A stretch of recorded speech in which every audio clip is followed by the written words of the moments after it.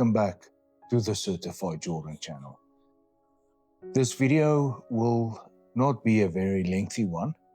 We are just going to discuss a motorcycle that is in the shop for some repairs.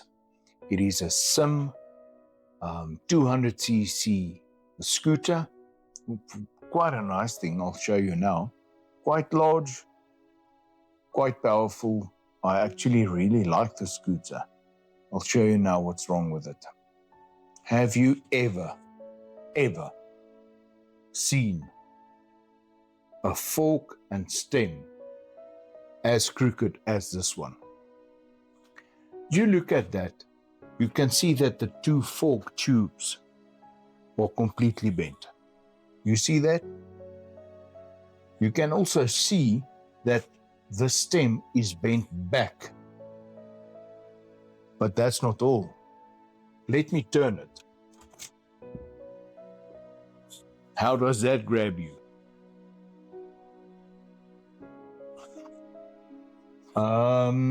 This fork leg is bent. The top triple clamp is bent in multiple directions and ways and flavors. And the stem is also severely bent. But luckily, and this actually surprised me, here is a brand new left side fork leg.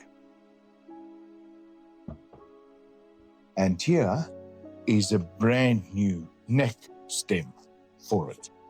Original parts, waited 2 days for this was paid on Friday afternoon, late Friday afternoon. And I was informed on Monday, today's Monday, I've been informed at 2:30 that the parts are available for collection. That's not bad, guys.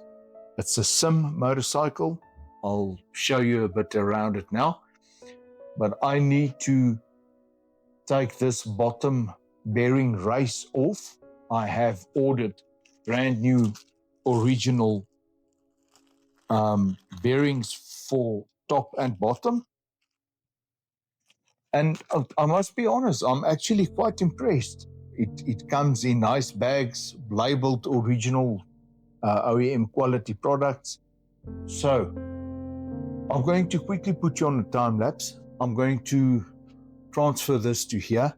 Hopefully this is not going to give me too much of a uphill. I was actually thinking about this after I've ordered the parts. I should have ordered this bottom race because of the bend in the neck. That might be quite an issue to get off.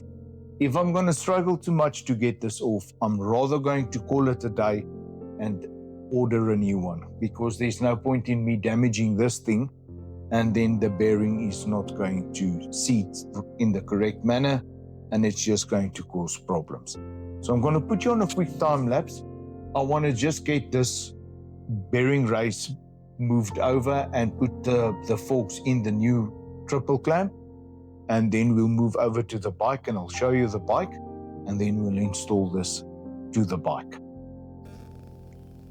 So that old bearing race they came out or off of the old neck stem with a single tap with a hammer, but I must be honest, it was quite a difficult task to get it onto the new stem, but you can see that at the end of the day we got it done. Okay guys, so we have that bearing race onto that triple tree. So next up will be to grease the bearings, top and bottom. And then what I'm going to do is I'm going to put the forks back into the new triple clamp and then put it back into the motorcycle. But for now, it is quite late. So I'm going to call it a day. And then tomorrow we'll continue with this. See you in a short while. So what I'm doing here is I'm just basically gloving up. This bearing grease is actually quite difficult to get off of your hands, And the thing is, you need to do that palm punching, if you want to call it that, as the way that I do it there, to get that grease into all the smallest nooks and crannies of that bearing. Thereafter, I usually turn the bearing around my fingers to make sure that it is full and saturated with grease. And then I'll also add a bit more grease over the top of the bearing, and also I'll add a bit of grease onto the motorcycle itself, where those bearings are going to lie.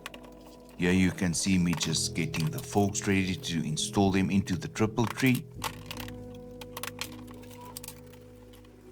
one of which, those forks, the one closest to the camera, is a brand new fork leg. I'm not using my impact to tighten it, I'm just using the impact to drive it in.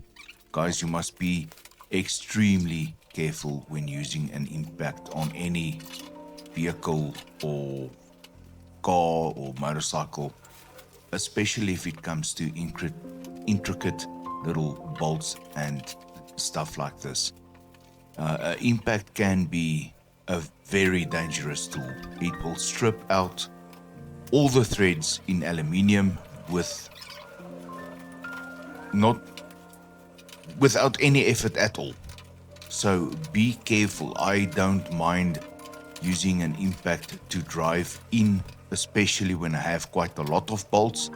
Let's say, for instance, when assembling an engine, I'll drive them all in quickly, but don't even tighten them in any way, shape or form. So here I'm just adding the fork. I'm checking for alignment there. This is a lot of strip work, guys. This unfortunate owner was standing at a stop sign when an elderly lady came around a bend. For some reason, very, very wide. And she basically just touched him on the front wheel. That caused the forks to bend and also some of the plastics to get broken. Now you'll see me in the next portion here. I'm going to super glue the loose pieces of the fairing just to keep them in place, and I'll talk a bit more about that when we get to that clip. So here I'm just adding the front wheel, checking that everything's still running and rotating nicely and freely.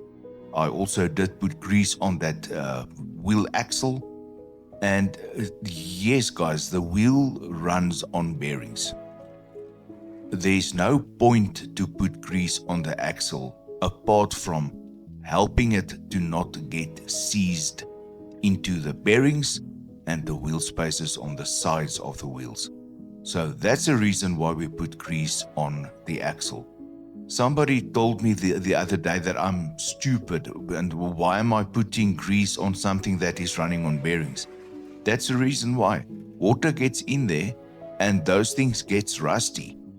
I have struggled before with an axle that just did not want to budge. I had to physically cut the wheel off of the bike and had to press the old axle out of the wheel.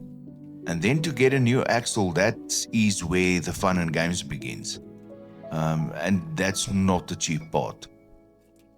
This section you see me cutting out there with my side cutter. It's just because the screw that goes in there was so rusted into that little speed nut section there. I couldn't reuse either the screw or the speed nut. So I just left the screw and the speed nut in place, and I just made a small slit in the plastic so that it can slide in there.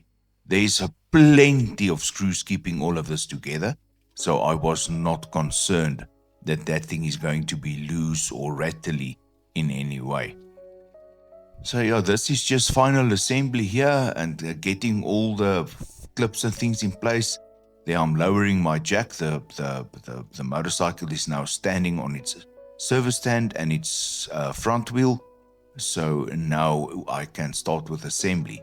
But you'll see now in the clip to come that I need to finish the front portion before I can put it on.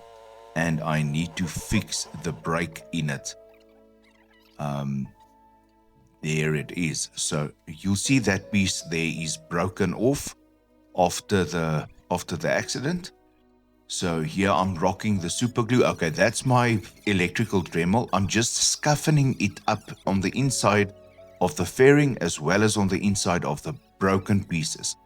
The reason for that is there's my super glue. Now I'm going to super glue it in place. Then I have rough surfaces on the inside. And the reason for that is I'm going to use a thing called a fiber filler, which is actually a filler used for fiberglass. Now guys, this stuff it's thick. It gets rock hard, and it does that in about 20 to 25 minutes at most. So it's extremely good to use, especially on plastics. If you have glued something together with that stuff, that's gonna break around it, but it won't break on the same place again. That I can promise you. So here, good old Patrick is just quickly assisting me to reinstall the plastic there in the front, and then we'll tighten it all down nicely.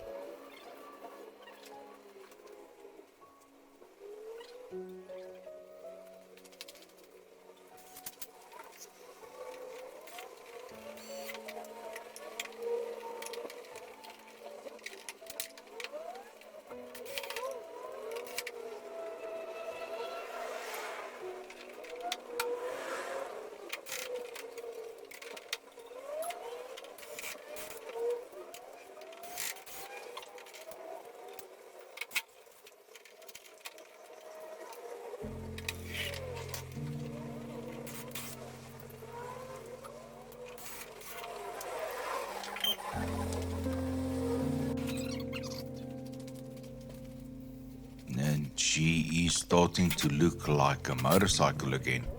I must be honest, viewers, I have worked on many bikes in my life, many Chinese bikes. I have worked on some SYMs as well. This is a SYM, SYM.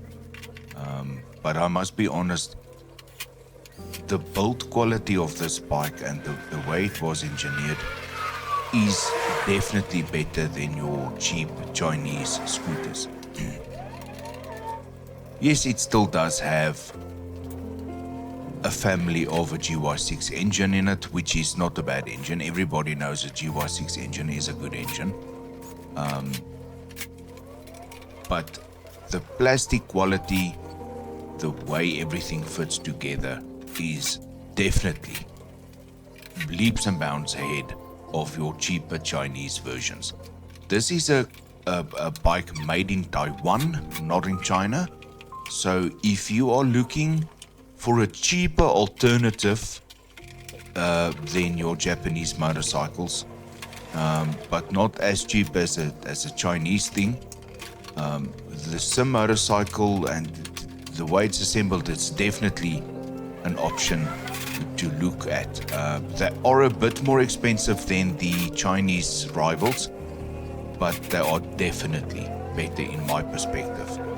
I was really impressed with this motorcycle, and there we are, basically finished with the job.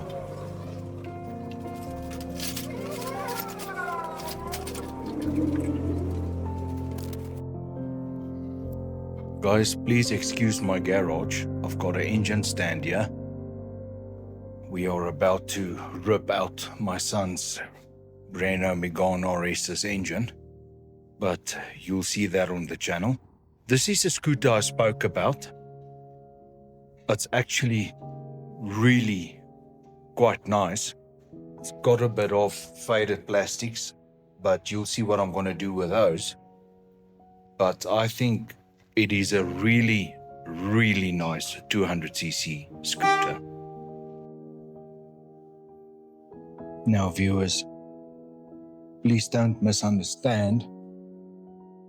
This person did not book his bike in for this, and he is also not paying me for this treatment.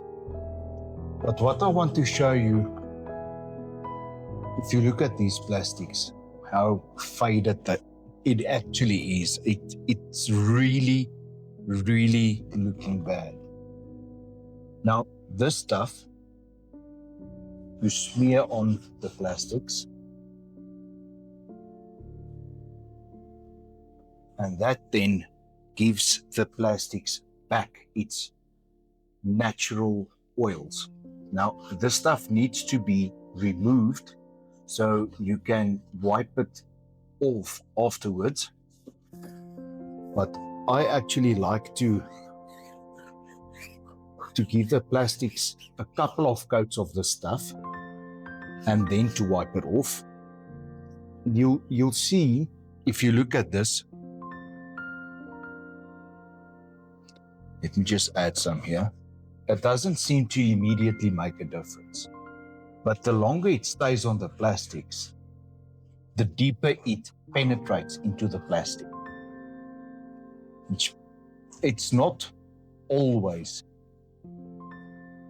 giving you a full restoration of the original plastics, but it gets damn close to it.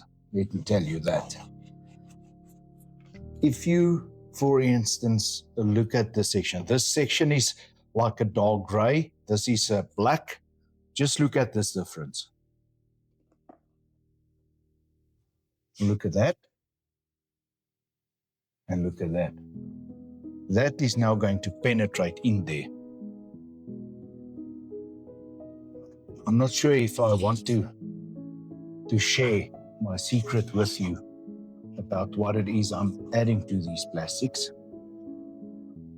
Maybe if you send me an email address or something in the comments, I will let you know what it is that I actually use on the stuff. I'll let you in on the secret.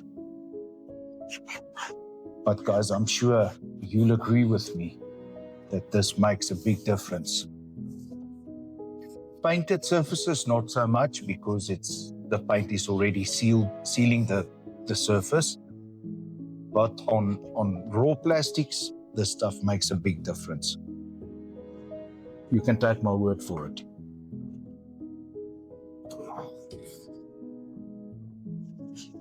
It's oily, yes, but if you wipe it off, the dark restored gloss remains in the plastic.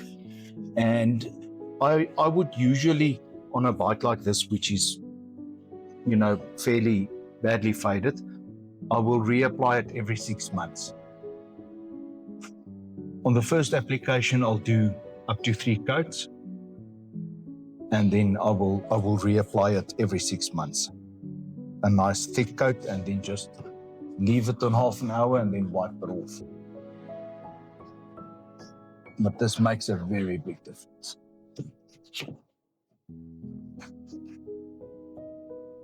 All right, I just wanted to show you that. Okay guys, the scooter is complete.